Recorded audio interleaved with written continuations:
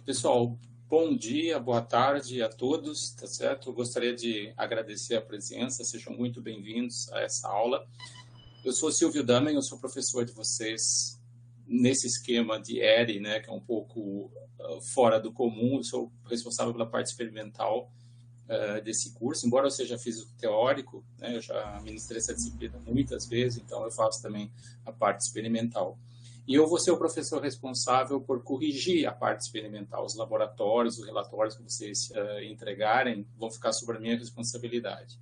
Nós temos um esquema nessa disciplina que, obviamente, nós, professores, conversamos entre a gente, mas a nota da parte de laboratórios é responsabilidade minha. Bem como a outra parte de relatórios, não relatórios, desculpa, formulários que vocês façam, é responsabilidade do professor Raul. Tá? E eu vou mostrar para vocês adiantado, porque vocês vão ter acesso à página semana que vem, o que é exatamente o que vocês vão ter que fazer. Tá? Vocês não têm acesso ainda, eu não vou mostrar o conteúdo, certo? Disso que está dentro dessas coisas, mas só para vocês terem uma ideia de como é que funciona esse laboratório. Você funciona mais ou menos da seguinte, tá? Vocês então têm isso como, né, vocês não vê aqui, mas vocês podem olhar, deixa eu só mostrar rapidinho um segredo para vocês, aparece oculto para vocês, tá? Mas, obviamente, nós temos acesso. Então, o primeiro laboratório é o processo de medida em laboratório de física. Qual que é o objetivo desse laboratório? O objetivo desse laboratório, tá, é acostumar vocês a verem dados, a analisarem dados, apresentá-los de uma maneira que seja compreensível, coerente e com os quais alguém que esteja observando possa tirar uma conclusão, tá certo? E também acostumar vocês com a ideia de erros experimentais, com média, desvio padrão e esse tipo de coisa. Então, como é que está estruturado esse laboratório? Vocês vão ter um texto que vocês vão ter acesso, tá? Que explica basicamente como é que é o processo de medida em laboratórios de física. Certo? Então, é o que eu vou discutir com vocês hoje. Porque sendo físico teórico, eu já vou explicar o porquê disso, eu vou discutir com vocês hoje mais essa parte teórica, as ideias por trás desse laboratório, certo? E o que vai ser o experimento? O experimento é um vídeo que foi gravado por 3 professores, pelo professor Gabriel, o Christian e o professor Ricardo, em que eles vão medir a resistência de um amperímetro. Um amperímetro é um aparelho que mede a intensidade de corrente elétrica. E esse aparelho, como todo aparelho eletroeletrônico, ele tem uma resistência, né? E essa resistência pode ser medida. E a gente mede como a resistência? Bom, vocês conhecem aquela famosa equação V, voltagem, é igual a resistência vezes corrente. Então, se você mede uma corrente e mede uma voltagem, existe uma relação linear entre as duas, a equação de uma reta, certo? Então, se você faz um gráfico da voltagem contra a corrente, você obtém pontos, né, que você claramente vê que estão sobre uma reta, mas não exatamente sobre a reta. Existem pequenos desvios da reta, é isso que eu vou discutir com vocês. Então, vocês vão ler esse texto que fala sobre processos de medida, tá? E depois vocês vão assistir um vídeo em que esse experimento é feito. Vocês fariam no laboratório se essas aulas fossem presenciais, mas como a gente não está tendo aula presencial ainda esse semestre, vocês vão ver como é que são feitos, e o professor Gabriel vai mostrar resultados, ele vai fazendo as medidas, e vocês vão anotando essas medidas à medida que ele vai mudando a voltagem. Ele tem uma fonte de voltagem que ele aplica sobre o circuito, e à medida que ele vai aumentando a voltagem, vocês vão ver que vai ter uma corrente, e o que vocês têm basicamente que fazer é assistir o vídeo, é um vídeo curto de 15 minutos, no qual vocês vão anotar os valores de V, os valores de I, e com isso montar uma tabela de valores. Né? É muito simples, está muito bem explicado. E depois de feito isso, existem tarefas, um conjunto de perguntas que estão relacionadas basicamente a esse texto aqui, que é o texto que eu vou explicar para vocês. Então, eu vou dar um pouco a base teórica do que está por trás do processo de medida e espero que com essa explicação e lendo esse texto vocês consigam responder, né? Tenho certeza que vocês conseguirão, vocês vão conseguir responder essas perguntas. São várias perguntas e, obviamente, elas valem nota, né? E uma vez que vocês tiverem respondido, vocês tiverem assistido o vídeo, anotado os valores dessas tabelas, certo?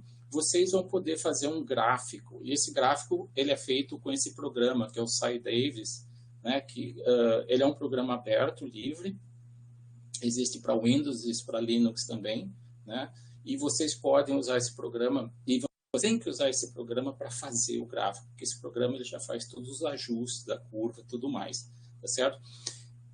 Esse SciDavis, se vocês não tiverem no computador, vocês podem baixar, instalar. Existe um tutorial em um PDF que não é muito longo, que explica como é que você usa, mas tem um vídeo do professor Raul, que eu assisti também, que é um vídeo muito bom, em que ele mostra para vocês como é que você pega a tabela de dados que vocês têm e vocês transformam ela num gráfico. E feito isso, vocês vão pegar, então, essa tabela que vocês têm, com esse gráfico, e vocês vão enviar aqui nesse link, tá certo? Depois de feito isso, e eu vou receber, eu vou olhar essas tabelas, vou olhar esses gráficos e vou dar uma nota. E vou prestar atenção se está bem apresentado, se as letras, né? Se você colocou nome nos eixos, eixo vertical, voltagem, eixo horizontal, corrente, esse tipo de coisa, né? Se você conseguiu, né? Às vezes o pessoal, um erro muito comum, você ter um gráfico, você coloca todos os pontos logo no comecinho do gráfico e deixa um espaço enorme e vazio, né?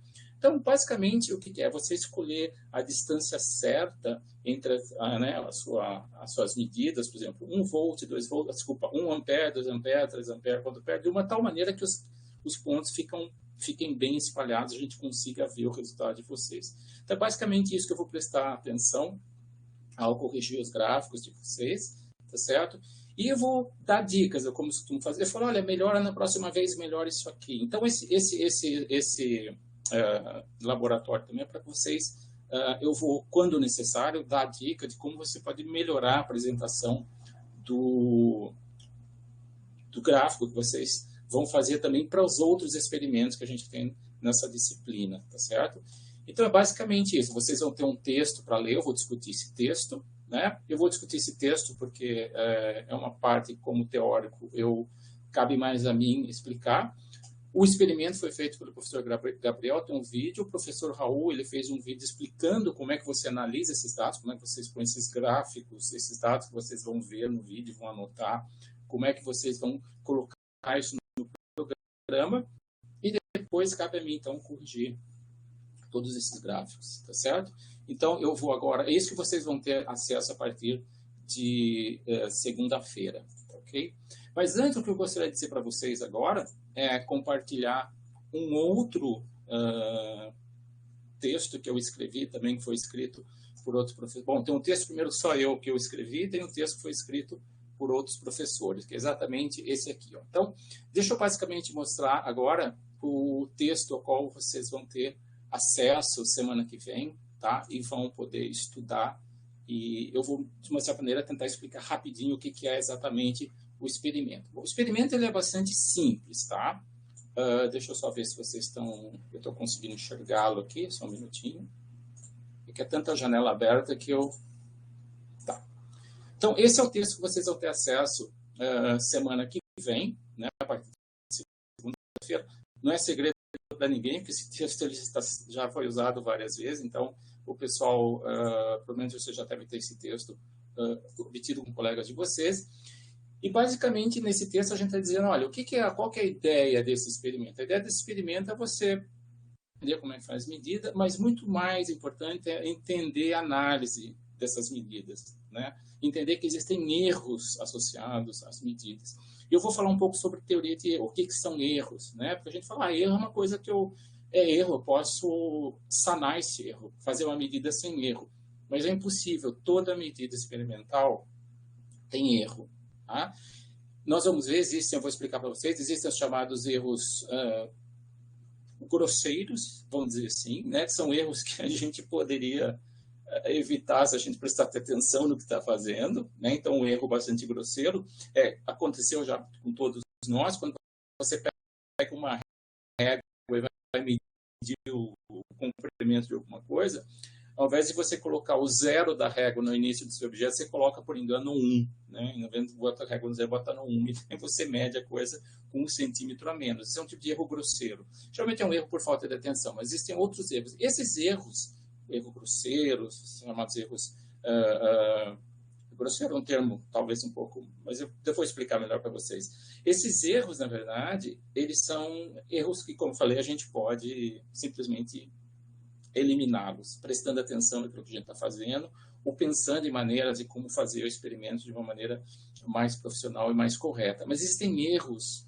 são erros naturais que acontecem porque os equipamentos sofrem flutuação. Por exemplo, pode acontecer de o aparelho esquentar, alguma coisa esquentar, e você ter uma flutuação, uma variação na sua medida, sobre a qual você não tem controle, é da natureza que essas coisas aconteçam. Então, o que é interessante e que eu vou mostrar para vocês é que esses erros sobre os quais nós não temos controle são os erros que acontecem porque o aparelho esquenta, porque existe uma pequena flutuação na rede elétrica, esse tipo de coisa, são erros que eles podem ser analisados estatisticamente, né? Porque da mesma maneira, vamos dizer que você está medindo uma temperatura, da mesma maneira que pode acontecer uma pequena variação de temperatura e o seu termômetro medir uma temperatura um pouco acima da temperatura daquele objeto, ele pode também medir uma temperatura um pouco abaixo do objeto. O que é característico dos erros estatísticos, esses erros que nós não temos controle, é que eles ocorrem com tanta frequência para cima do valor que a gente espera obter, quanto para baixo do valor que a gente espera obter. E, portanto, eles flutuam, né? O mesmo tanto que eles flutuam para cima, em média, eles flutuam para baixo também. E daí a gente consegue eliminar esses valores. Tá? Mas o que a gente vai fazer, basicamente, nesse experimento? Tá? Depois vocês vão ler o texto, eu já vou mostrar diretamente para você, tá? Que vocês vão, na verdade, ver o professor Gabriel pegando o amperímetro, que é um instrumento que a gente usa para medir corrente elétrica. Na verdade, hoje em dia, nós temos um aparelho que chama-se multímetro. Esse aparelho ele tem várias funções. Ele mede voltagem, ele mede resistência, ele mede frequência, ele mede corrente elétrica, ele mede uma série de coisas. Por isso chama-se multímetro. Antigamente, nós tínhamos aparelhos separados. Voltímetro, amperímetro, ohmímetro e assim por diante. E esse aparelho que nós temos, que vocês vão ver no vídeo, exatamente é uma foto dele aqui. O que vocês vão fazer? Vocês vão pegar, vocês vão ter esse aparelho vai estar passando, ele vai estar ligado a uma fonte de tensão, e essa fonte de tensão vai fazer com que passe uma corrente sobre ele. E ao medir a corrente que está passando em função da voltagem aplicada, vocês vão ter uma relação entre a diferença de potencial, a voltagem vai aparecer na fonte, e a corrente que vai passar. E vocês vão ver o professor Gabriel fazendo, mas é como se vocês estivessem fazendo. Vocês vão ver várias medidas de voltagem, várias medidas de valores de corrente associados, e vocês vão ter a tabela, né? E, obviamente, isso aqui é uma equação de uma reta. Se você passar V, delta V igual a RI, né? Se você é um gráfico de delta V por I, você vai ter aproximadamente uma reta, onde o coeficiente angular, a tangente dessa reta, né? O coeficiente angular da curva é a resistência, tá certo?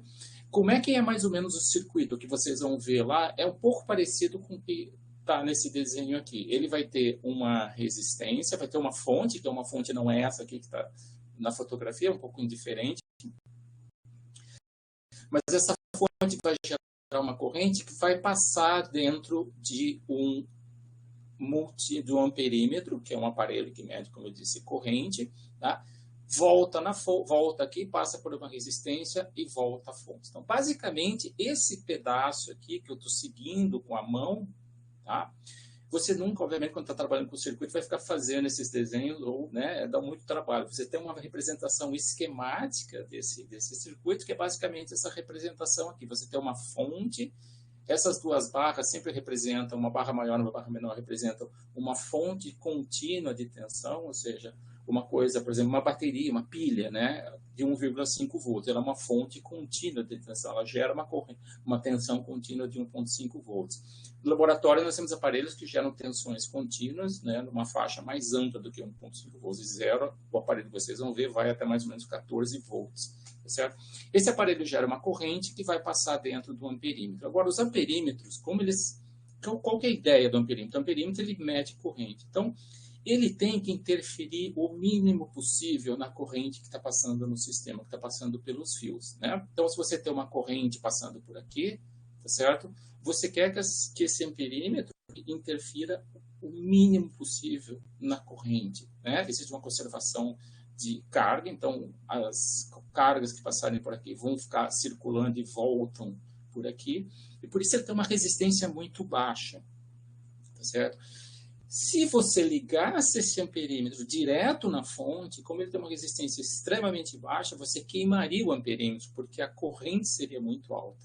Tá? Nós estamos falando aqui, esses amperímetros modernos, eles têm uma resistência interna que se ajusta. Tá? Mas a gente tem amperímetros aí com resistências da ordem de 0,2 ohm, por exemplo. Né? É uma medida de resistência em ohms, 0,2 ohms. Se você coloca, por exemplo, uma fonte de 10 volts, você gera uma corrente de 0,2 dividido 10 dividido por 0,2, 200 amperes, certo? Não, desculpa, 500 amperes, não, 50 amperes. Falei 10 volts, não está pensando em 100 volts. É uma corrente altíssima que explode o seu aparelho praticamente, tá certo? Então, o que você vai ter, na verdade, a gente coloca nesse sistema uma resistência no meio do caminho que tem como função limitar o valor da corrente total. Então, quando você coloca uma resistência no sistema, nós não estamos interessados em conhecer, saber quem que é essa resistência, esse tipo de coisa. A gente simplesmente a coloca ali porque essa resistência faz com que a corrente que passe pelo circuito, nós vamos, nesse experimento, ver um resistor de 1000 ohms, ou 1 kΩ, que faz com que a corrente seja muito, muito baixa. E daí você não danifica o aparelho, certo? Então, o que vocês vão ver é isso no experimento. Vocês vão ver uma fonte ligada em série numa resistência e num amperímetro, tá certo? E daí, como a corrente existe conservação de carga, a corrente que passa aqui é a mesma corrente que passa aqui, só que você quer saber qual que é a voltagem, né? E a resistência e a corrente. Falar, bom, mas como é que eu determino essa resistência? Bom, o amperímetro ele mostra a corrente que está passando por ele. Então, você tem direto da leitura do amperímetro o valor da corrente que está passando pelo sistema, está passando por todo o fio, né? Por conservação de carga, como eu disse, o que passa numa parte do circuito passa nas outras partes do circuito.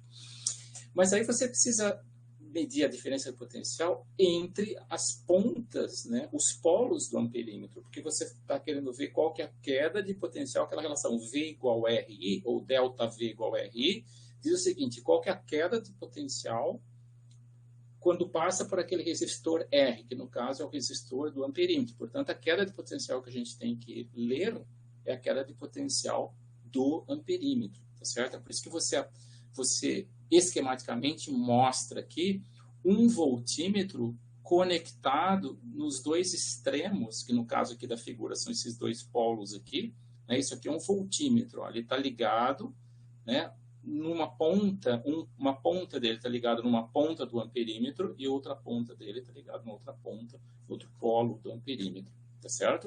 E o voltímetro ele tem uma característica que ele tem que ter uma resistência muito alta. Por que ele tem que ter uma resistência muito alta?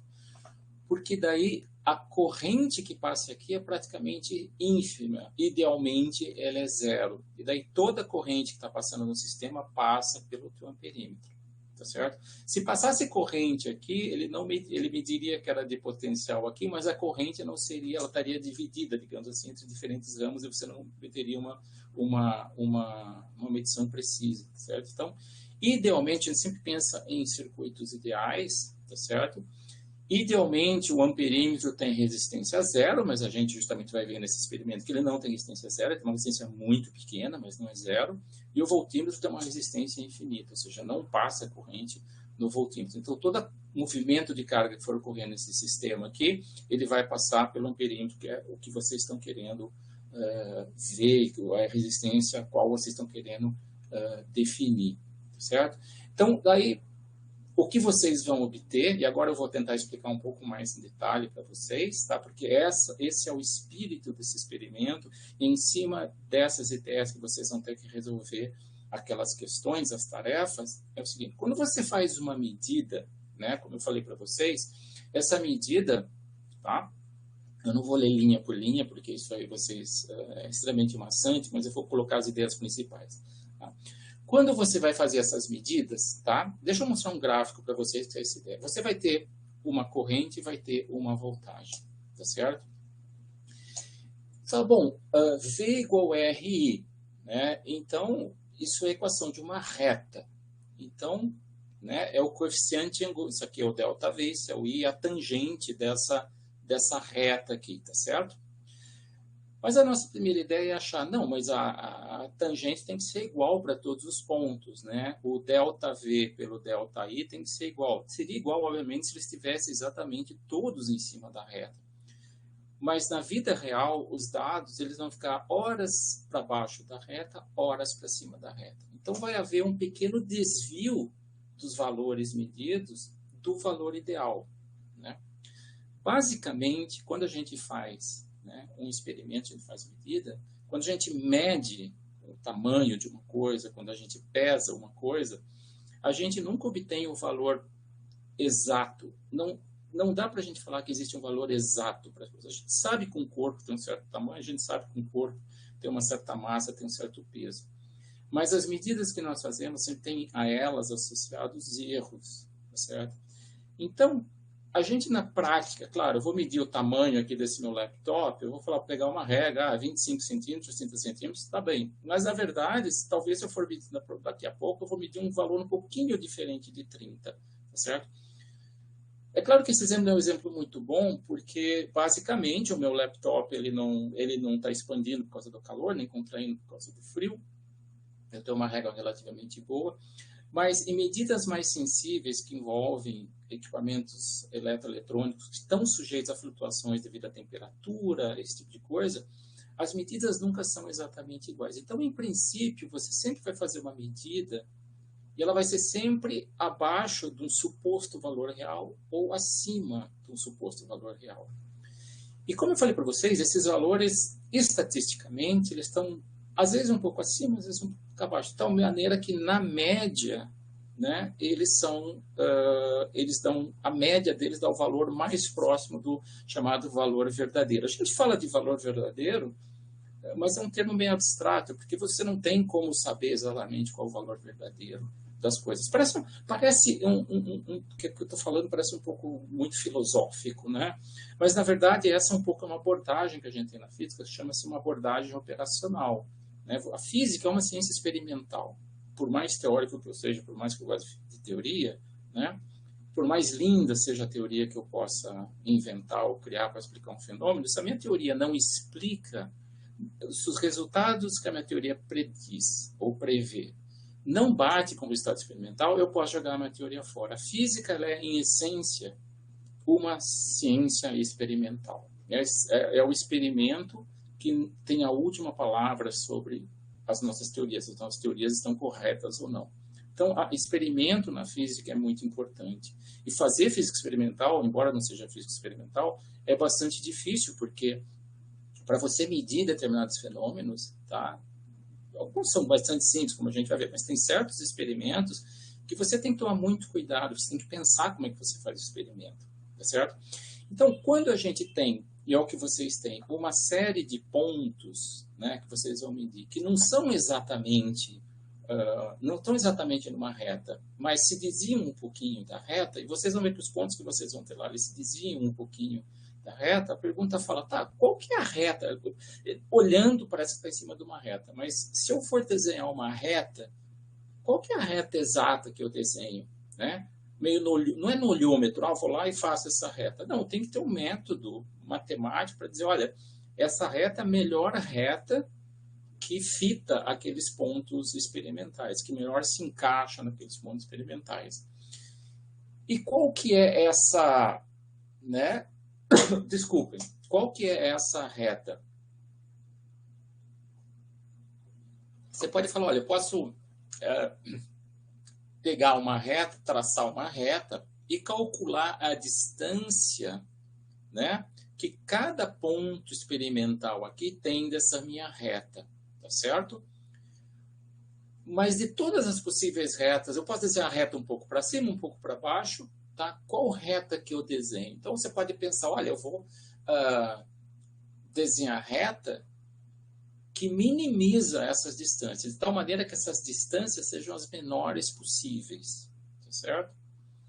Mas isso dá errado. Por que isso dá errado? Porque como você tem pontos que estão acima da reta e pontos que estão exatamente abaixo da reta, e na média tem tantos pontos acima quanto pontos abaixo, esses valores acabam sempre se cancelando. Se você põe a reta um pouco mais para cima, um pouco mais para baixo, os valores acabam se cancelando. Então, você fazer um ajuste de reta,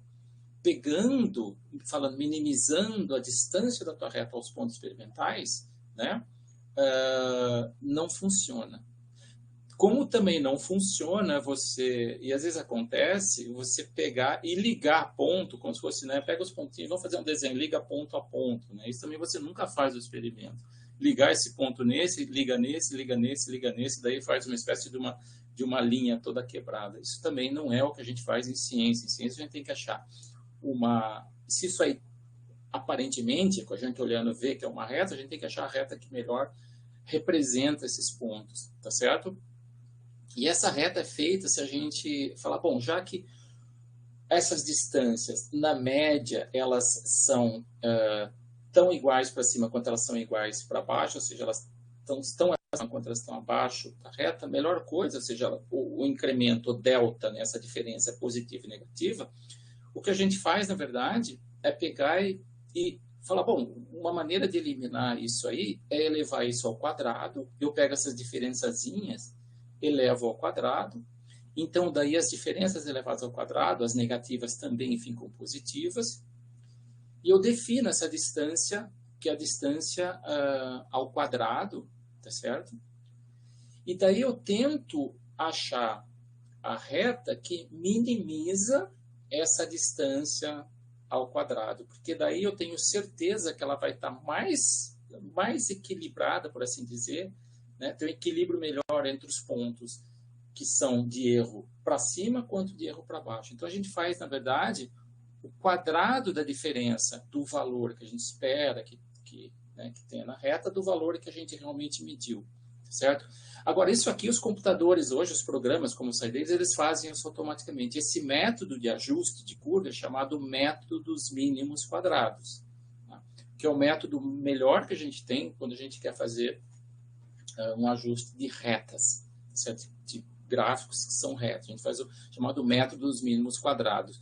E ele vai achar uma reta que é a reta ideal, e a tangente dessa curva vai ser, no caso, isso aqui é uma voltagem, isso aqui é uma corrente, ela vai ser o valor da resistência que a gente está procurando, certo? Então, isso está explicado. Hoje os softwares fazem isso, vocês não precisam fazer isso, vocês só precisam pegar os valores, jogar esses valores no computador, no programa do SciDaves, né? E eles vão fazer isso aí para vocês, tá certo? Agora, deixa eu explicar uma coisa também que é bastante importante, que é o seguinte, agora eu vou pegar as notas de aula, umas notas que eu tinha escrito sobre esse assunto, e eu vou compartilhá-la com vocês, tá certo? Mas vocês não têm acesso obviamente, a esse arquivo, porque eu ainda não dei esse arquivo para vocês, mas eu vou, obviamente, mandar em PDF, tá certo? Então, deixa eu só explicar um pouquinho essa coisa de medida em física, tá? Que aqui eu discuto um pouquinho melhor, pelo menos assim espero, por que medidas experimentais têm erros, tá? Então, o que nós vamos ter? Nós vamos ter um conjunto de medidas que vão ter pequenos erros, tá? A gente não deve associar a palavra erro uma conotação negativa, porque erro em física, em ciência, em experimento, não necessariamente quer dizer um erro, uma coisa que você fez errada. Simplesmente são flutuações estatísticas nos valores que você mede, tá certo? Então, o que eu estou querendo basicamente dizer para vocês aqui é o seguinte. Então, quando você faz medida em física, tá certo? Como eu já falei, né? O que você tenta fazer? Você tenta, olha, eu quero medir a aceleração da gravidade na queda livre. A gente sabe que é 9,81 metros por segundo ao quadrado, mas eu quero fazer um experimento. Então, você tenta, sempre que você vai fazer um experimento, primeiro eliminar tudo que não tem a ver com o experimento. Todos os efeitos que não são importantes para... eu vou derrubar uma massa, a cor da massa, e pode você derrubar uma bola vermelha e uma bola azul. Faz diferença? Obviamente não, né? Então, tudo aquilo que não é relevante para o experimento, a gente elimina, e só se concentra naquilo que é importante para o experimento. E isso não é fácil, muitas vezes, principalmente experimentos mais complexos, é muito difícil, às vezes, se você conseguir realmente dizer, olha, isso aqui é importante, isso aqui é irrelevante, isso aqui eu não preciso considerar, isso aqui eu preciso considerar. Por exemplo, na queda livre, se você tem um corpo que não é uma pena, uma folha de papel, mas uma massa relativamente grande, você não precisa se preocupar com a resistência do ar, né? Se você soltar do alto de um prédio, medir o tempo que leva para cair, né? A velocidade inicial, tudo mais, a velocidade final, o tempo, cronômetro, você chega a um resultado muito bom para aceleração da gravidade. E é muito importante, você tem que fazer o experimento várias vezes, porque como todo experimento, a todo experimento está associado um erro, né? Quando você faz uma medida, você não tem ideia se aquela medida é boa ou não é, né? Então você tem um valor, daí você faz uma outra medida e você vai ver que os valores que você vai obtendo, eles vão ser basicamente próximos ao valor que você obteve inicialmente. Então você obtém um valor que é um pouquinho acima de 9,81, um valor que é um pouquinho abaixo de 9,81 metros por segundo quadrado e assim por diante. Porém, se você for jogar um corpo de uma altura muito grande, né, estamos falando aqui de 3, 4 km de altura, aí o seu experimento não funciona, porque todos os corpos, ao caírem, né, eles atingem uma velocidade limite que existe do ar, tem viscosidade, existe uma resistência do ar, e esses corpos vai chegar um momento em que a viscosidade, a força e a resistência do ar se iguala à força-peso, e daí o corpo cai com velocidade constante. Se você quiser fazer um experimento assim, aí o formato do corpo é importante, porque a resistência do ar está relacionada à face, à interface do corpo, né, que ela expõe durante a queda livre. Então, um corpo pontiagudo, né, ele oferece menos resistência ao ar do que um corpo, tipo um disco, alguma coisa chata, tá certo? Então, muitas vezes, fazer um experimento é muito difícil. Você tem que achar fácil falar laboratório mestre. Não é exatamente assim. Você sempre tem que levar em conta primeiro, né, como é que você faz o experimento. Eu vou tentar eliminar tudo que não é relevante para o experimento e fazer uma medida só naquelas coisas que eu realmente preciso. Mas todos os experimentos, todas as medidas têm um erro. E como eu digo aqui, o erro não é uma coisa negativa, né? O erro ele tem um sentido estatístico, tá certo? Quem que são esses erros experimentais? Tá? Esses erros experimentais, basicamente, eles são erros que, por exemplo, que são os erros que a gente pode evitar, que eu vou falar para vocês, né? É um erro, por exemplo, você tem um aparelho que não está calibrado. Você pega um aparelho que não está calibrado, por exemplo, vamos dizer que você vai na feira comprar certas frutas, tá certo? Ou você vai pesar a tua balança ali, você vai pesar o prato de comida no restaurante da Faurix. Se você não tarar, né, não descontar o peso do prato, certo? Naquela balança, eles vão cobrar o peso da comida mais o peso do prato. Não é o que eles fazem, eles colocam um prato, com o peso do prato eles zeram a balança, e daí o que vai por cima é exatamente o peso da comida que você está comendo, né? Pelo qual você vai pagar. Então, se você não faz isso, você bota, né, deixa o custo no zero, bota o prato e bota a comida, ele vai pesar o prato e a comida, e você vai estar pagando o peso do prato em valor de comida, vamos dizer assim. Tá? Então, existem essas deficiências que são deficiências do protocolo de medição. Você está fazendo uma medida errada, tá certo? O teu aparelho também, ele não está ajustado, ele não está calibrado corretamente. Então, desculpa, esse tipo de erros são erros que a gente pode evitar, tá certo? Eu discuto basicamente o que isso aí significa, tá? Então, os erros são basicamente, eu vou dar alguns exemplos para vocês, são basicamente assim. Existem os chamados, como eu falei, erros grosseiros, tá? Esses são os erros que são evitáveis, tá certo? Aquele erro que você faz por desatenção ou por não fazer direito uma medida. Eu vou dar um exemplo muito simples para você. Um erro que a gente chama um erro de paralaxe, tá? Olha esse desenho aqui, tá? Vamos dizer que você está querendo medir, existe uma pipeta, existe a altura de uma coluna de líquido, tá certo? Você tem um menisco aqui, você quer medir aqui a parte mais baixa desse menisco aqui onde tem a água, tá certo? Qual é a altura da coluna de qualquer líquido d'água que seja na sua pipeta. Quando você vai fazer isso, você tem que olhar exatamente de frente, como está aqui no desenho. Daí você vai dizer, olha, eu tenho 19,7 milímetros tá certo? É a altura da minha coluna. Se você olhar um pouco para baixo da coluna, o teu ângulo de visão vai fazer com que você leia um valor um pouquinho acima do que ele realmente é. Ou se você estiver olhando de cima, você vai ler uma leitura que vai ser um pouquinho abaixo do valor real da altura aqui da coluna. Isso acontece, por exemplo, quando vocês estão, às vezes, vendo o relógio, tá? E você olha, por exemplo, tem um relógio na parede, tá? E está o ponteiro de minutos, vamos dizer, em cima do 12. Tá? Se você estiver do lado direito do teu relógio, você vai ver esse ponteiro não exatamente em cima do 12, mas entre o 12 e o 11.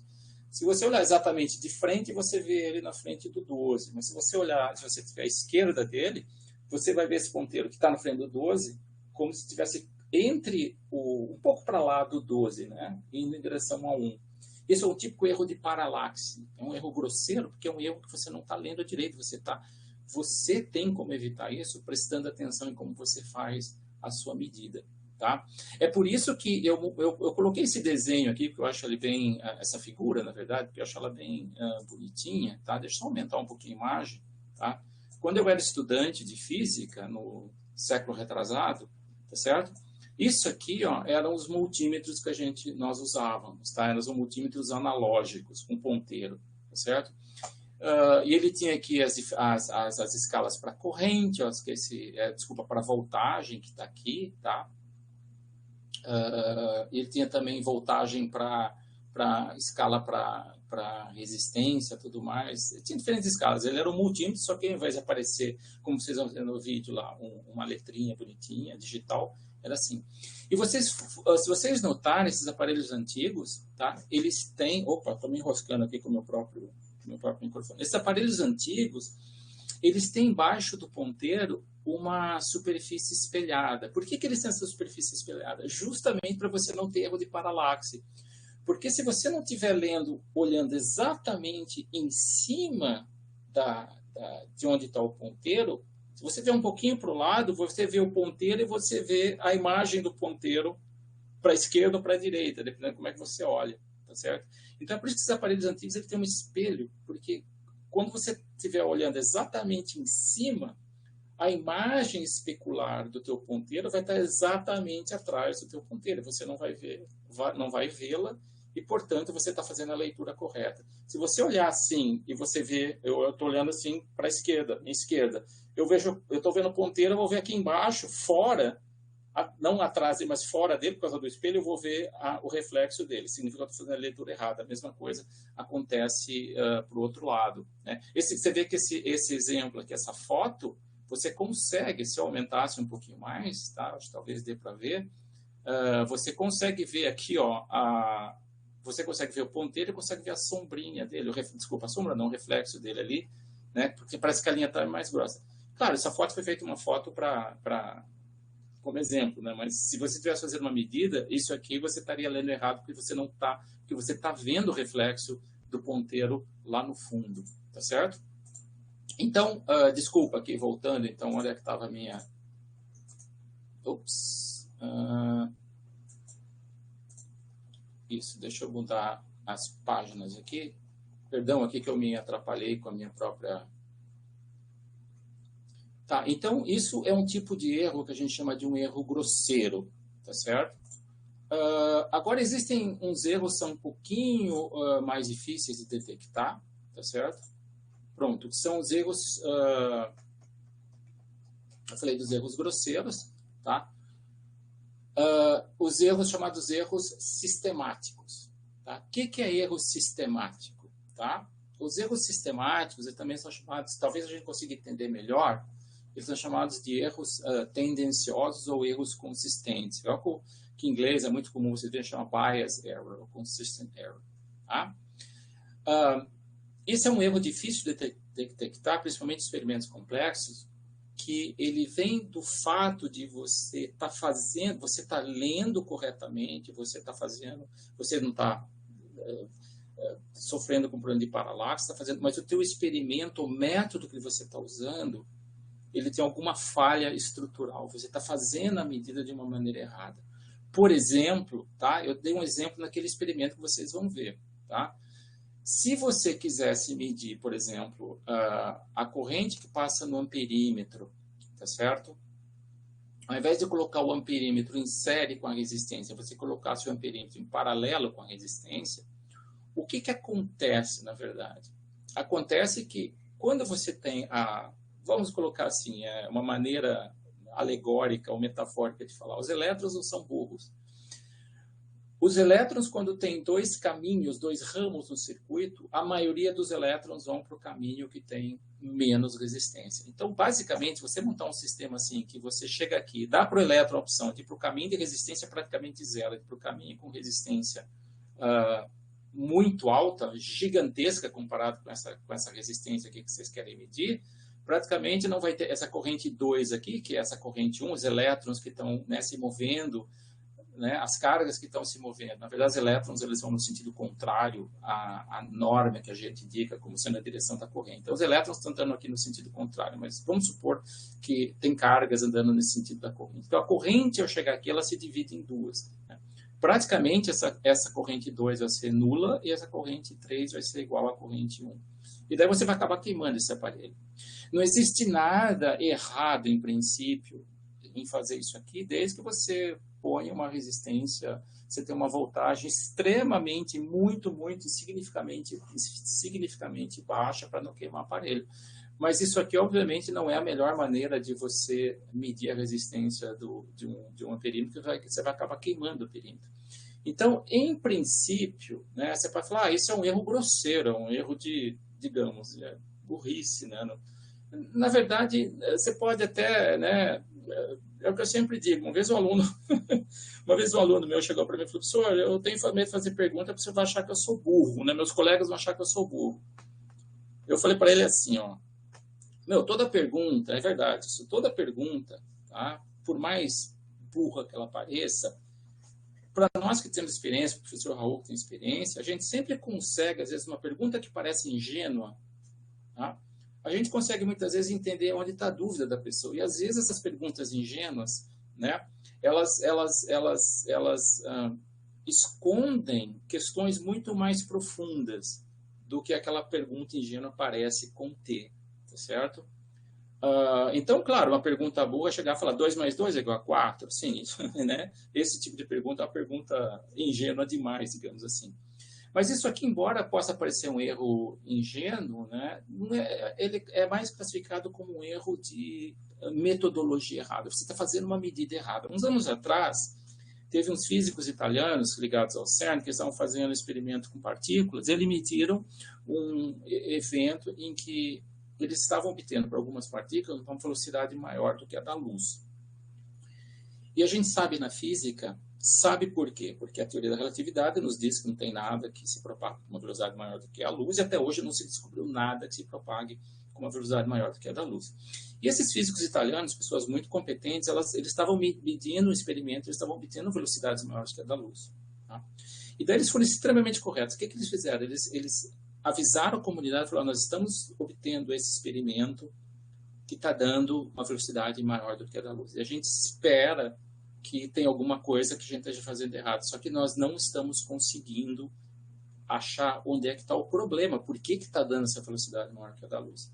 Então, antes da gente dizer que realmente existe coisa com velocidade maior do que a da luz, né, é mais ético nós compartilharmos o resultado com todo mundo e nos ajude a encontrar se há alguma coisa errada, o que no nosso método está levando a esse resultado inesperado. Bom, se ninguém conseguisse achar um problema, aí outras pessoas tentaram fazer o experimento, como tentaram fazer, mas não obtiveram os resultados que eles obtiveram. Então o pessoal falou, realmente deve ter algum problema, então vamos tentar descobrir onde está o problema. E depois descobriram, com a ajuda de físicos do mundo inteiro, que havia um problema num detector que eles estavam usando. Né?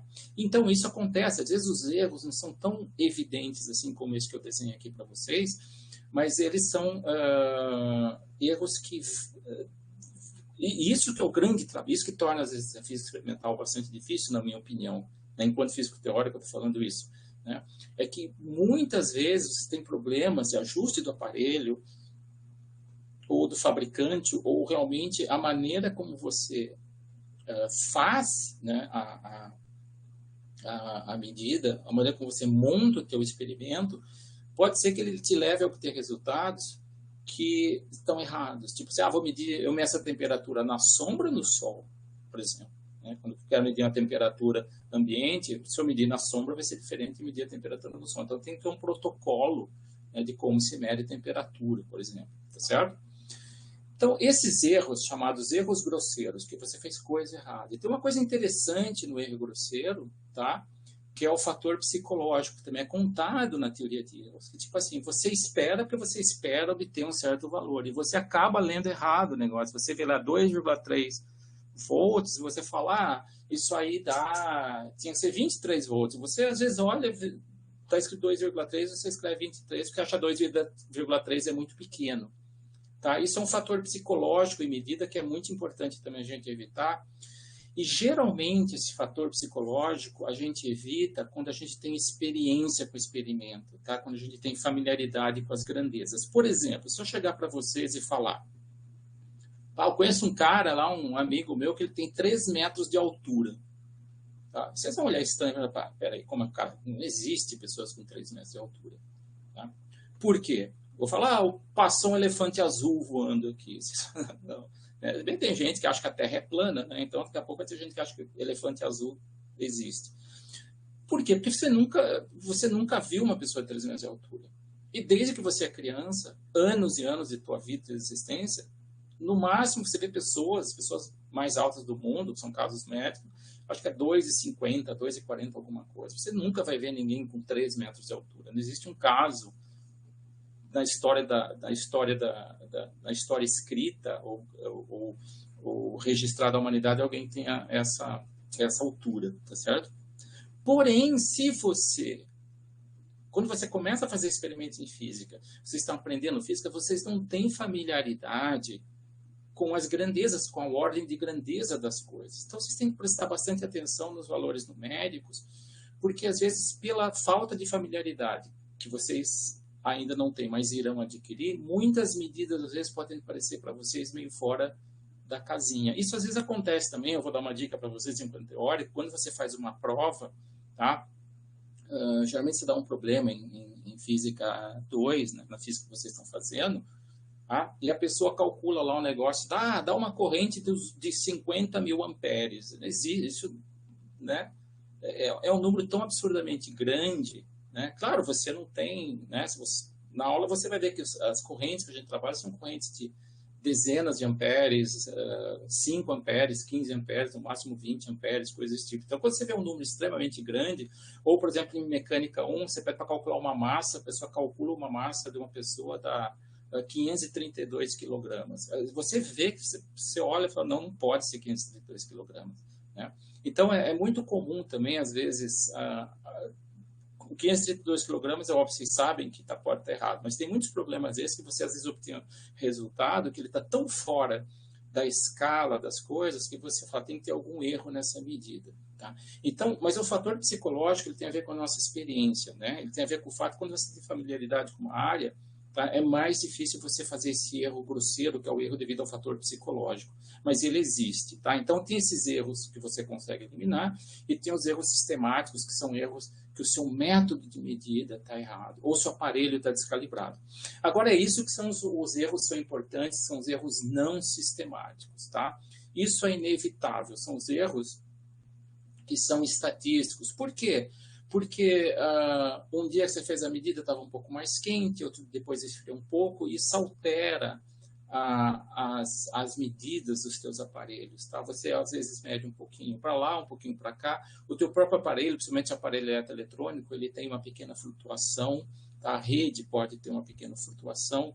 Então, você vai ter, às vezes, uma medida que elas são um pouco para cima, um pouco para baixo do valor. E esses erros, eles são da natureza, nós não temos como eliminá-los, tá certo? Esses erros, eles são chamados erros não sistemáticos, mas embora eles não sejam elimináveis, a gente tem como tratá-los estatisticamente. Existe toda uma teoria de erros de estatística que nos ajuda a entender o alcance, o quão importante esses erros são na hora de a gente observar os nossos resultados. Então, como eu falei para vocês, as grandezas, elas variam, tá certo?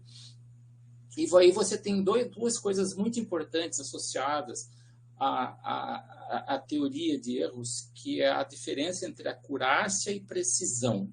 Tá? Deixa eu só explicar isso para vocês, porque isso aí né? Você fala, opa, essa medida é muito precisa. Tá? Todo mundo entende o que você está falando, eu entendo o que você está falando. Tá? Mas do ponto de vista técnico, existe uma diferença entre algo ser preciso e algo ser acurado. Tá certo? Uma coisa acurada, ou seja, acurácia, diz o quão próximo a tua medida é do valor verdadeiro da coisa, tá? Do valor esperado da coisa, vamos dizer assim. Para isso, você tem que saber qual que é o valor esperado da coisa. Por exemplo, dá um exemplo para vocês. Eu falo, olha, eu vou pegar o Monte Everest. Eu sei que o Monte Everest tem 8.848 metros, tá certo? Tem um pouquinho de centímetro. O resultado hoje é 8.848,86 centímetros, 4,86 centímetros. Vamos dizer, 8.848 metros. Tá? E eu vou fazer uma medida, tá? Eu faço lá, eu vou na base isso é acima do nível do mar, tá? Da base do Everest até o topo do Everest é menos. Mas vamos lá que eu vou fazer várias medidas, eu meço, eu obtenho valores nas medidas, são 8.849, 8.847, 8.852. Então, quando os valores que eu meço estão próximos do valor que eu sei, que já foi medido, eu sei que tem que ser, eu disse que esse meu resultado ele é acurado, ele tem acurácia. Certo? Agora, precisão, tecnicamente falando, é quando as suas medidas são muito próximas entre si. Embora na linguagem do dia a dia nós usemos precisão com o sentido de acurácia, na verdade, precisão, tecnicamente, quer dizer o seguinte, olha, minha medida é precisa, significa que eu medi, por exemplo, um peso, uma massa de um corpo, 5 vezes deu 4,5 quilogramas. Eu subi na balança 10 vezes, meu peso deu 70 quilogramas. Quem dera, né? Mas vamos dizer 70 quilogramas.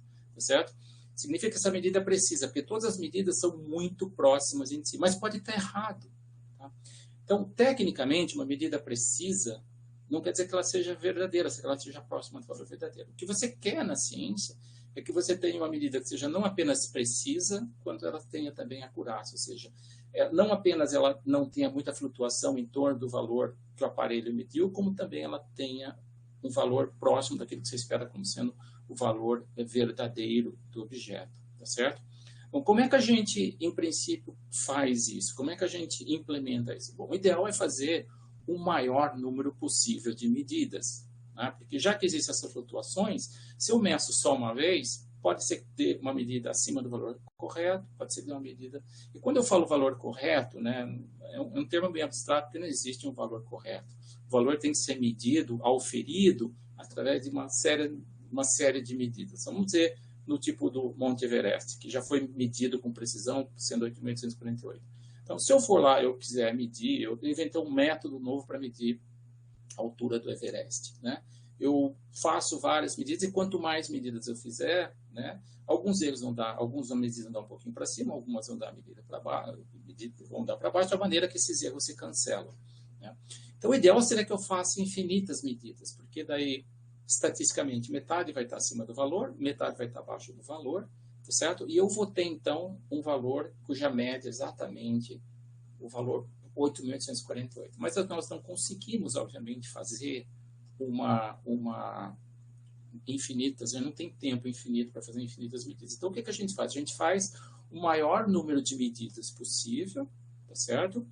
E daí a gente define, desse número de medidas, vamos dizer que a gente vai medir alguma coisa, a gente faz N medidas, medindo uma coisa 10 vezes, no mínimo 10 vezes, ou 20 vezes, ou 30 vezes, e daí a gente acha um valor médio dessa medida, né, que é a soma de todos os valores dividido por N. Por exemplo, se nós formos pegar toda a nossa turma e fazer a idade média, obviamente a minha idade, do professor Raul, que é mais novo que eu, mas vai puxar um pouco a média para cima, mas eu calculo, desconsiderando os professores dessa disciplina, se nós fosse fazer a média da idade de vocês, ia ficar em torno de 19 anos, né, por aí, tá certo? Seria uma média. Alguns vão ter 20, vai ter gente com 17, mas na média nós temos 19, a média de idade.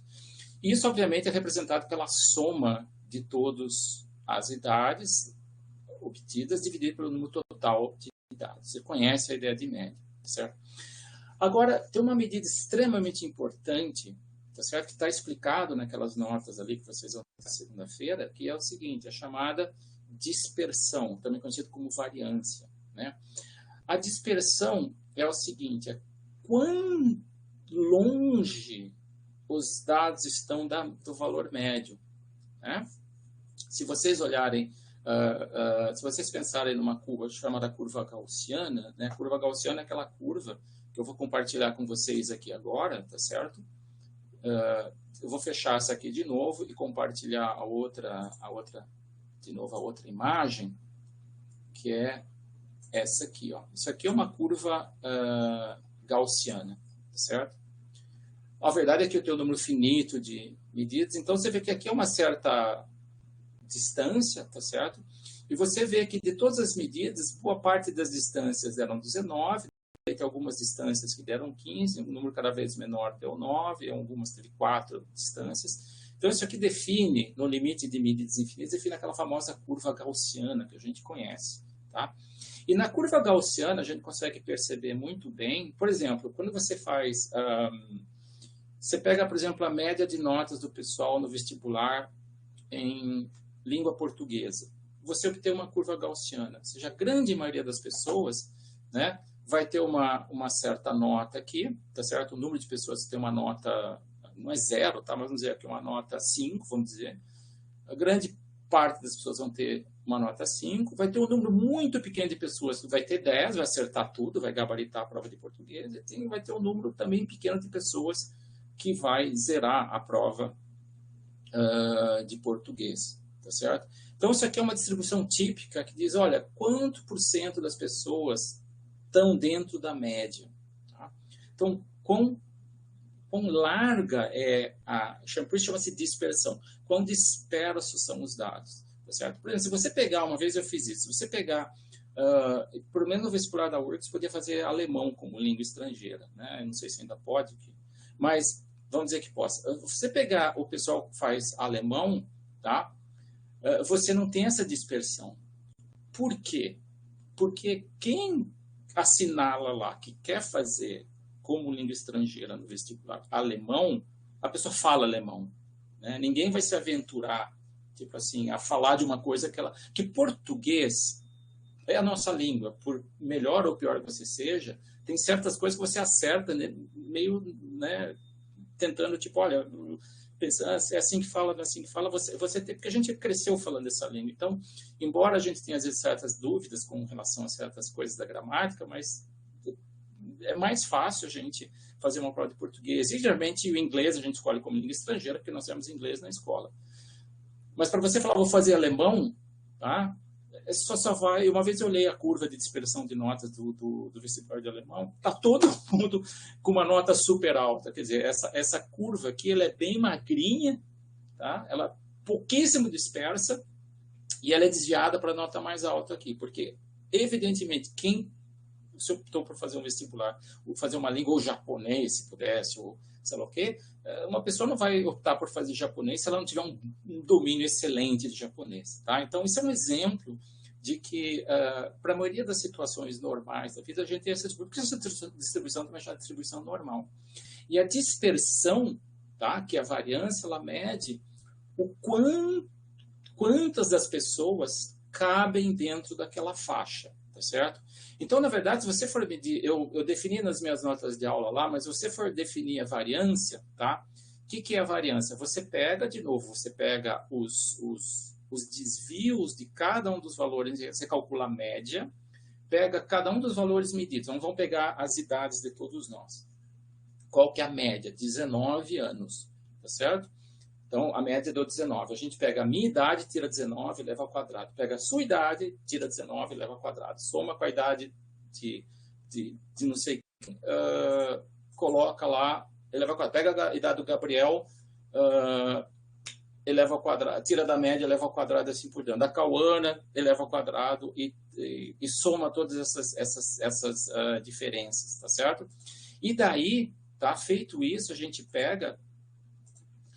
E como vocês veem nessa equação, você pega o desvio quadrático de cada valor da média, soma tudo isso e divide pelo número de pessoas menos 1. Isso se chama desvio padrão dos dados, tá certo? Que é também conhecido como variância. Agora, eu vou só explicar uma coisa para vocês, que não precisaria, assim, às vezes as pessoas nos perguntam, né? Falar, mas você tem N pessoas, por que você está dividindo por N menos 1? Tá? Então, uma explicação mnemônica que nos ajuda, tá? Mas não é a explicação correta, na verdade, é uma explicação só para lembrar que quando a gente tem que fazer isso, você não vai dividir por N, mas dividir por N menos 1. Ela é bonitinha, mas ela é ordinária, né? Ela não é verdadeira, mas ela ajuda, como falei, é só mnemônica. Você pode pensar assim, olha, por que eu faço com N menos 1? Porque, bom, se você fizer uma medida com uma pessoa só, né? Isso aqui, obviamente, o N vai ser 1, isso aqui vai dar 0, isso vai dar infinito. Tá? Então, isso seria uma maneira de você lembrar, né, um puxão de orelha, que você nunca faz o experimento fazendo uma medida só, porque a tua dispersão é infinita.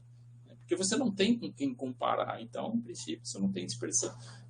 Sua dispersão pode ser qualquer coisa. Você pode estar infinitamente longe da média.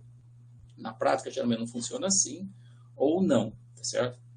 Então, essa maneira que você encontra, às vezes, na literatura explicar desse jeito, mas não é bem por causa disso. Na verdade, o que você faz é o seguinte, isso aí vem da teoria estatística de erros, que quando você tem, vamos dizer, nós estamos, deixa eu ver quanto nós estamos aqui agora nessa sala. Nós temos 1, 2, 3, 4, 5, 6, 8 pessoas, tá certo?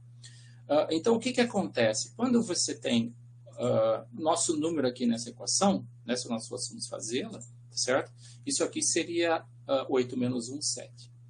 O que acontece? Acontece que você fala, bom, eu tenho a minha idade, tenho a idade do Raul, tenho a idade de todos vocês. Essas nossas idades, elas dão uma média, ou seja, a soma de todas elas, dividida pelo número de pessoas, é um número. Ou seja, você tem uma equação com 8 variáveis que somadas dão um número. Isso significa que só 7 das variáveis são independentes, porque você pode jogar uma variável para o lado de lá, então pega uma idade, joga para a idade, né? Então, pego a idade de cada um de vocês, mais a minha idade, mais a idade do professor Raul, dividido por 8. Isso dá um número, dá 19. Eu posso achar a minha idade simplesmente jogando a minha idade para lá, a equação jogando tudo o resto para cá, e eu escrevo a minha idade como função da idade de vocês e da média. Então, eu acho a minha idade. Tá? Se alguém quiser saber a minha idade, é só fazer essa conta. Então, de todas essas N variáveis, por causa nessa equação está entrando uma média, que é uma função de todas as outras, as N variáveis não são independentes, mas nessa equação existem N menos uma variáveis independentes. Então, matematicamente, é por isso que você divide por N menos 1. Tem a ver, então, com a forma como você monta o sistema de equações. Tá? E o que é legal do desvio padrão é que é o seguinte, se você pegar uma distribuição de dados, tá certo? Que é, por exemplo, tá nesse desenho aqui embaixo, vocês vão ver lá, tá? Se você pegar a média e somar um desvio padrão para cima e um desvio padrão para baixo, um desvio padrão para cima, 68% dos entrevistados, né, das pessoas que estão participando, elas vão estar entre essas idades, a faixa etária, que eu entro essa faixa de notas. Se você pegar duas dispersões, duas variâncias para lá e duas variâncias para cá, isso vai abarcar 95% das pessoas. Se você pegar 3 variâncias, vai dar 99,7%, na verdade. Ou seja, praticamente todo mundo, né, numa distribuição desse tipo, claro, existem diferentes tipos de distribuição, mas uma distribuição desse tipo, 99% das pessoas estão, ou no máximo, três valores da dispersão abaixo da média ou 3 valores da dispersão acima da média. Isso aí é muito importante, tá? Por exemplo, que isso diz, por exemplo, ser usado na indústria como padrão de qualidade. Por exemplo, você tem certos aparelhos que você fala, olha, eu tenho uma geladeira que eu quero botar no mercado, que tem que funcionar e tem que gelar o alimento para tal temperatura. O que você faz? Você bota várias geladeiras para funcionar, mede as temperaturas, tá? Você vai ter algumas que gelam mais, algumas que gelam menos, mas você só pode lançar o produto se pelo menos 68% delas, tá, tiverem dentro de uma certa limite de tolerância, que ela não pode estar... Se eu falo que ela está gelando a 4 graus, ela pode gelar no máximo, ir até 5 ou no 3, tem que ficar entre 5 e 3. Então, defina um limite de tolerância para que aquele produto seja aceitável, confiável. E diferente, isso aqui realmente é usado, tá? Eu tenho um sobrinho que é engenheiro elétrico, que eles chamam de engenheiro eletricista, tá? Que ele trabalha na Siemens, e ele trabalha no desenvolvimento de aparelhos, e eles fazem, quando eles lançam muito aparelho novo, né? Eles têm muita patente, esse tipo de coisa. Quando eles lançam aparelhos, eles realmente fazem esses testes estatísticos para ver se os aparelhos realmente fazem aquilo que eles estão, né? E eles têm um limite de tolerância, olha, 90% tem que fazer isso, tá? Para você ter uma ideia, uma das indústrias que é mais exigente com limites de tolerância é a indústria farmacêutica. Quando você faz um remédio, por exemplo, para dor de cabeça, tá? Esse remédio para dor de cabeça, ele só é aprovado para uso, claro, desconsiderando, né, possíveis fatores, contraindicações, esse tipo de coisa. Ele só é liberado para uso para a população se em 1.000 pessoas que testarem, ele acabar com a dor de cabeça de 997 pessoas. O limite de tolerância, de confiabilidade da indústria farmacêutica é 99,7%. Tá? Então, pode ser que 3.000 pessoas, 3 pessoas tomarem o remédio, vão continuar com dor de cabeça, mas isso não indica que o remédio não possa ser lançado, né?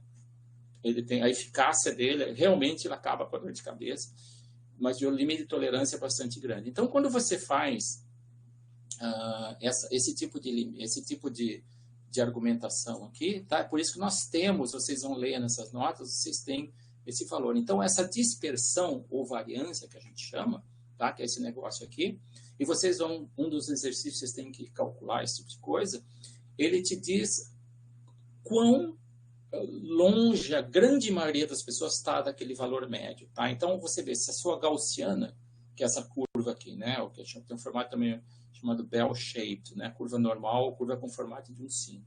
Se ela é muito gorda, ela tem uma dispersão muito grande. Se ela é muito, muito fininha, praticamente não tem dispersão nenhuma, tá certo? Agora, tem um detalhe muito importante nessa teoria aqui, tá? Que vocês vão ver, que é o seguinte. Agora, vamos pensar. Isso aqui, nós pegamos a nossa idade, tá? Vamos dizer que a gente vai fazer agora o experimento seguinte. A gente vai falar qual que é a altura média da população brasileira. Bom, você não pode medir a altura de todo mundo, né? O que você faz? Você fala, bom, eu vou pegar um grupo aqui, né, no Rio Grande do Sul, vou medir a altura de 100 pessoas, fazer uma média. Essa média de altura da população brasileira. Não, não é, tá?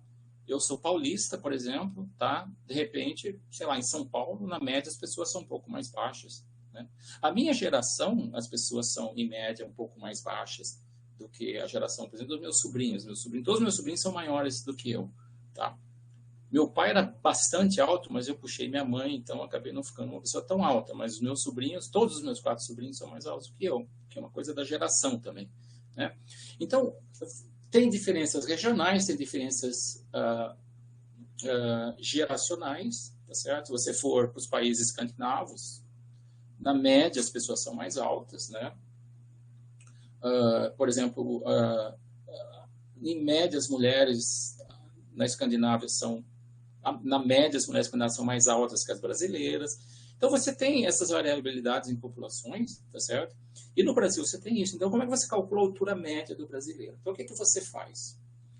Você faz o seguinte, você fala, bom, isso é uma coisa que foi desenvolvida na teoria de estatística, porque é muito importante quando você faz, por exemplo, levantamento estatístico de quantos por cento tal candidato tem para a eleição, né? Essas médias ponderadas que eles fazem corte socioeconômico, corte geracional por idade, esse tipo de coisa. Mas vamos pensar aqui no caso da altura média do brasileiro. O que você faz? Você faz a medida aqui com um grupo de 100 pessoas e tem uma média. Tá? Aí você vai em São Paulo, no Paraná, vai no Mato Grosso, vai em Pernambuco, vai na Amazônia, você faz a mesma coisa, tá? E tem diferentes médias, tá certo?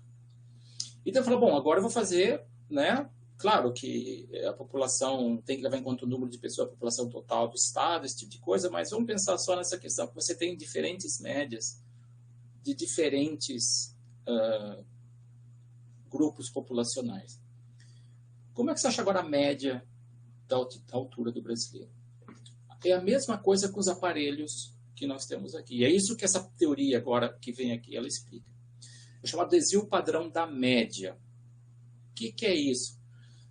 O que nós temos no laboratório, se nós estivéssemos fazendo esse experimento como nós fazíamos na época que não era ERE, cada grupo, vocês iam para o laboratório com um grupo de 4, 5 pessoas, sentavam nas mesas e faziam medida. E cada um de vocês ia obter resistências eu não me lembro o valor, mas é em torno de 2, vamos dizer. Resistências dos amperímetros, que é em torno de 2 ohms. 2.1, dava 1.7. Então, a pergunta é, cada um desses aparelhos, eles dão diferentes resistências médias. Porque é da construção, é do aparelho, é do uso do aparelho, é do desgaste do mal. Qual que é a confiabilidade? Se eu pegar um aparelho aleatoriamente, eu vou falar, vou pegar esse aparelho. Como é que eu sei qual que deve ser o valor médio da resistência dele? Posso falar, o valor médio da resistência é a média das resistências, tá certo? Sim, é a média. Então, isso está certo. Então, por exemplo, eu vou falar qual que é a altura média do brasileiro, eu vou pegar a altura média da população do Rio Grande do Sul, vou pegar a altura média da região sul, vou pegar a altura média da região sudeste, a altura média da região centro-oeste, norte e nordeste, e eu faço a média para ter uma altura média do brasileiro, lógico, aí levando em conta também o peso populacional, ou seja, o número de pessoas, né? Mas, basicamente, imagina que cada grupo populacional é um diferente aparelho, tá certo? Um diferente multímetro, amperímetro.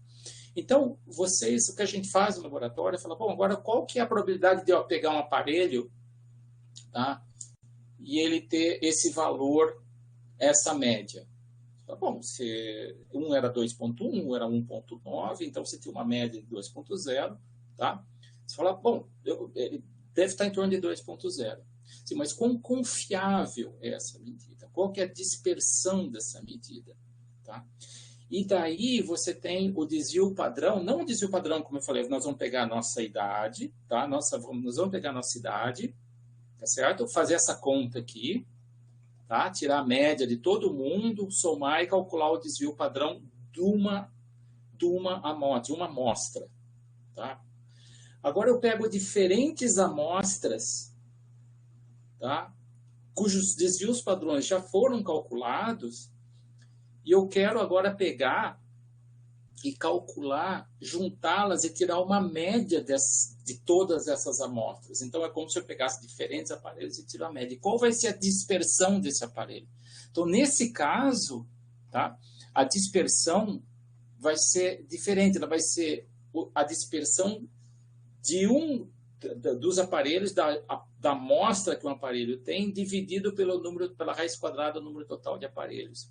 Que basicamente, isso aí vem também da teoria de erros da estatística, basicamente, você já pegando grupos, né, pegando aparelhos que já tem uma dispersão que já foi calculada. Então, você está calculando dispersões, você está fazendo uma média sobre médias. Então, simplesmente aparece que esse desvio padrão da média, ele vai ser menor do que o desvio padrão da amostra individual. Tá? Porque você está fazendo uma média de uma média. Basicamente, essa é a ideia. Então, existe uma pergunta lá no questionário que diz assim, fala, eu tenho tantos aparelhos com tantas médias. Né? Cada um tem esse valor médio de resistência. Qual que é o desvio padrão desse conjunto de aparelhos? Bom, você calcula o desvio padrão daquela amostra e divide pela raiz quadrada do número de aparelhos da amostra, tá certo? Então, isso é um cálculo um pouco diferente, que isso vem da estatística, quando você faz estatística, comparando aparelhos supostamente idênticos, cujos valores já foram auferidos via uma estatística, tá certo? Isso aqui também é uma pergunta que tem lá, tá ok? E ele te diz, basicamente, fala, olha, eu tenho, de novo, essa dispersão ela tem a mesma interpretação física, certo? Fala, olha, a probabilidade de eu pegar um aparelho que está entre esse valor acima e esse valor para baixo, ou seja, está uma dispersão acima da média, uma dispersão acima da média, 68% dos aparelhos vão estar dentro vamos dizer, desses valores medidos, tá certo? Um outro resultado importante, tá, é que, de tudo isso que eu falei para vocês precisam saber também, né, é o seguinte, fala, olha, e se eu tiver que fazer, e se eu tiver só, eu não tenho, eu tenho que fazer uma medida, tá certo? Como é que eu faço uma medida só? Como é que eu faço uma estimativa de erro para uma medida só? Tá certo? Bom, como é que você faz isso? Aí é um negócio bastante simples. Tá? Todo aparelho, tá? Ele traz de fábrica uma imprecisão. Tá certo? Geralmente ele é especificado. Então, se você pegar... Eu tenho aqui uma régua. Deixa eu ver se eu consigo... Ela estava aqui perto. Deixa eu ver se eu consigo achá-la. Poxa, eu estava com ela na mão, quando a gente precisa, a gente não acha. Mas eu vou pegar uma régua que eu tenho e vou explicar um negócio aqui, ó, bastante simples para vocês. Tá? Como que eu calculo o erro de uma medida? Então, a ideia é basicamente, eu vou explicar rápido para vocês entenderem essa zona. Tá? Quando você tem um aparelho como essa régua aqui, tá? Vocês não estão conseguindo ver direito os números, mas é um aparelho analógico, digamos assim, ele não é digital, tá certo? Eu faço uma medida, eu meço, por exemplo, o tamanho de um lado a outro de uma folha de papel aqui. Deu 11,2, 11 centímetros e 2 milímetros. Qual que é a imprecisão da medida? A imprecisão da medida é sempre metade da menor divisão possível. Então, essa régua aqui, tá? Vocês talvez não consigam ver, mas ela tem a escala dela é milímetro, tá? Então, ela tem, obviamente, centímetros e milímetros. Se eu quiser fazer uma medida, eu falei para vocês, deu 11,2, tá? Então, eu vou escrever, isso aqui é 11,2 mais ou menos meio milímetro. Essa é uma regra que a gente adota, que aparelhos que você tem escalas analógicas, você não tem no aparelho digital, tá? A imprecisão da medida é metade da menor escala, tá certo? Se você tem aparelho digital, se o aparelho digital vai até, por exemplo, centésimo, tá? A imprecisão é exatamente o último valor, né? Depois da vírgula, daquele último valor. Então, 1 centésimo. Então, se você tivesse, por exemplo, se você for um aparelho que está marcando 4,32 volts, né? 4 volts e 32 centésimos de volt, a medida seria 4,32 mais ou menos 1 centésimo de volt. Pode ser para cima ou pode ser para baixo. Tá? Então, por isso que você vê medida experimental, tem mais ou menos alguma coisa. Tá? E isso é uma teoria bastante interessante, complexa, que é chamada teoria de propagação de erro. Não é assim tão simples como eu estou falando, mas a ideia é basicamente essa daí. O que acontece, então? Acontece o seguinte, quando você tem uma medida só, tá? O que você faz? Você fala, olha, eu vou fazer uma medida, eu vou pegar um multímetro, só posso medir uma vez, né? Ao invés de fazer várias medidas e obter uma reta e tentar fazer um método dos mínimos quadrados, eu vou fazer uma medida só. Então, o que você faz? Você tem que ver no teu aparelho qual que é essa imprecisão dele, que é, na verdade, sem certeza, que vai ser, se você vai uma casa depois da vírgula, a impressão vai ser mais ou menos 0,1. Por exemplo, se der 13,4, na verdade você tem que ser 13,4 mais ou menos 0,1, tá certo? Então, quer dizer, pode ser 3,5, pode ser 3,3. Então, você pega a medida e fala, bom, a medida ela pode ser o que eu medi mais um pouquinho para cima e o que eu medi mais um pouquinho para baixo. Então, eu acrescento aquela precisão para cima e para baixo. A mesma coisa da corrente, tá certo? A corrente, se eu deu 3,22 ou, sei lá, 0,22 amperes, bom, pode ser 0,22 mais 1, 0,23, ou 0,22 menos 1, 0,21, certo? Então, como é que eu estimo a precisão da medida? Eu falo, bom, a medida pode ser, né? Eu tenho, a voltagem pode ser um pouquinho acima do que eu medi ou pode ser um pouquinho abaixo. Como a voltagem pode ser, né, a corrente pode ser um pouquinho acima ou pode ser um pouquinho abaixo.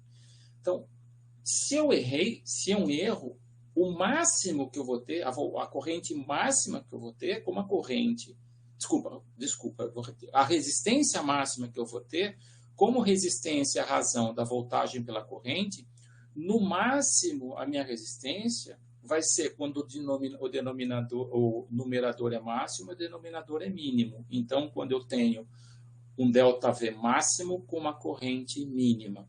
Então, o ΔV mais um pouquinho para cima, dividido para a corrente um pouquinho para baixo. No máximo vai ser isso.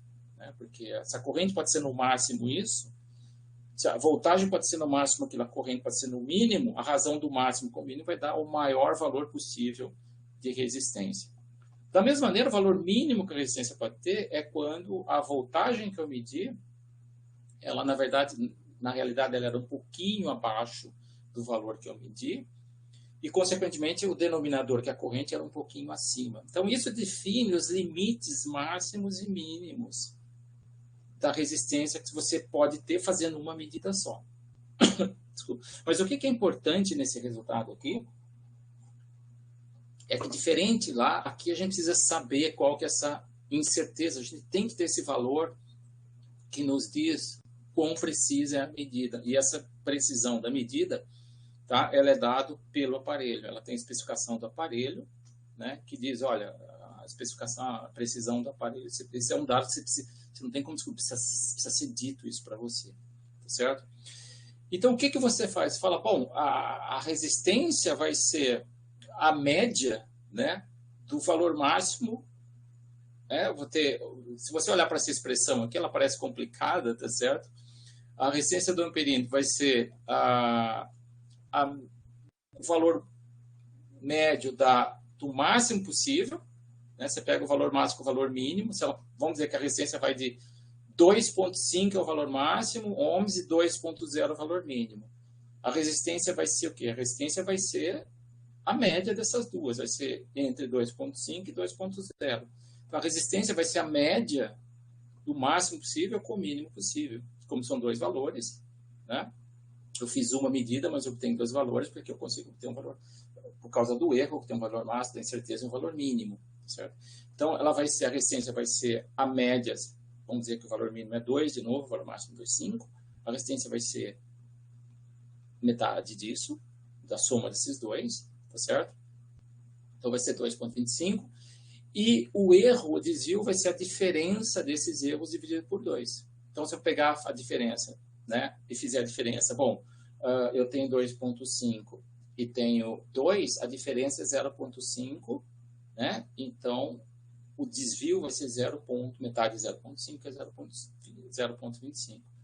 Que é basicamente, é claro que eu falei para vocês, se uma é 2, uma é 2,5, né? O valor médio dá 2,25, tá? Isso aqui vai dar 0,25. Então, é 2,5 mais 0,25, que é 2,5, menos 0,25, que é 2. Certo? Então, quando você faz, existem algumas circunstâncias em que a gente consegue fazer uma medida, o que a gente faz, então, faz esse cálculo aqui, tá? Onde esse valor tem que ser especificado de antemão, qual ele é. Tá? Se o aparelho não especifica, lembra que a gente pega, se for um aparelho, quando você sai de uma balança, por exemplo, tá certo? Você pega, vê como a balança está, né? Essas balanças antigas de farmácia que não eram digitais, às vezes chegaram a ver aquelas balanças que realmente eram, né, analógicas, aquele ponteirão que virava assim. Talvez nem exista mais isso, mas é charmoso, não deixa de ter seu charme. Você via esse negócio lá, você sabe, bom, qual que é o meu peso? Bom, meu peso é aquilo que está mostrando mais ou menos metade da divisão mínima, que era uns 100 gramas, eu acho. Certo? Agora a gente pensa que é menos, né? Mas é isso que você faz, tá certo? Então, o que você tem que fazer é, quando você tem uma medida composta, como essa que envolve duas grandezas, você adiciona essa incerteza a uma grandeza e subtrai da outra e faz o valor contrário. A outra grandeza menos a incerteza, com a de baixo mais a incerteza. Né? E se for produto, você tem que fazer os máximos, que é o produto dos dois máximos, e o mínimo, que é o produto dos dois mínimos. Aqui é porque, como aqui é a razão entre duas, né, o número vai ser maior quando o numerador é maior, o denominador é menor, e ele vai ser mínimo quando o numerador é menor e o numerador é maior. Se tiver um produto, ele é máximo quando você tem os dois maiores aqui, e ele é mínimo quando você tem os dois menores. Então, essa equação aqui, ela vale para a razão, tá certo? Se fosse um produto, ia ter aqui o produto disso com I mais sigma 2, se fosse uma grandeza VI, para potência, né? V vezes I. Seria V mais sigma 1 vezes I mais sigma 2, que é o valor máximo, e delta V menos sigma 1 vezes I menos sigma 2. E daí você tem, né, o valor mínimo possível dessa tua potência instantânea que estaria medindo lá, tá certo? E aí você tem, então, o valor, que como você expressa o valor numérico com erro daquela grandeza que foi feita em cima de uma medida só. Mas lembra, o ideal é sempre fazer uma leitura sobre o número grande, o maior número possível de medidas, tá certo?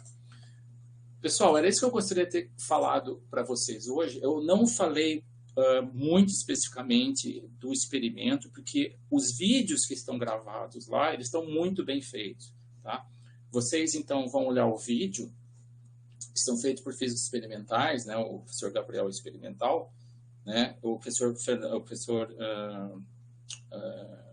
Christian não é, ele é um físico teórico, mas o professor Ricardo é experimental também. Então, é um vídeo muito bem feito, as medidas são muito boas, vocês têm que ver aquele vídeo, anotar as medidas, e depois vocês veem o vídeo do professor Raul, que explica como é que você pega esses dados que vocês mediram e coloca ele no programa e fazem as contas, tá? Isso que eu expliquei para vocês é um pouco da ideia da teoria que está por trás de tudo isso, e eu espero que o meu objetivo com isso é que essa explicação que eu dei hoje vai ajudá-los, não tanto com o experimento, como é que faz, porque os experimentos já estão nos vídeos lá, e seria chover no molhado explicar uma coisa que já está explicada. Então, o que eu procurei fazer explicar um pouquinho da teoria, porque essa teoria que eu expliquei para vocês, desse arquivo que vocês vão ter acesso na segunda-feira, do meu arquivo que eu escrevi, que eu vou mandar por PDF para vocês, tá? Isso te dá uma ideia de como resolver as tarefas, acho que são 6 ou 10 questões, 6 de uma e 6 na outra, 4 na outra, aquelas tarefas que valem nota. Essa explicação tem o intuito de ajudar vocês a responder, entender por que vocês estão fazendo aquelas contas daquele jeito, tá certo? Vocês têm alguma dúvida, vocês queriam perguntar alguma coisa? Se quiser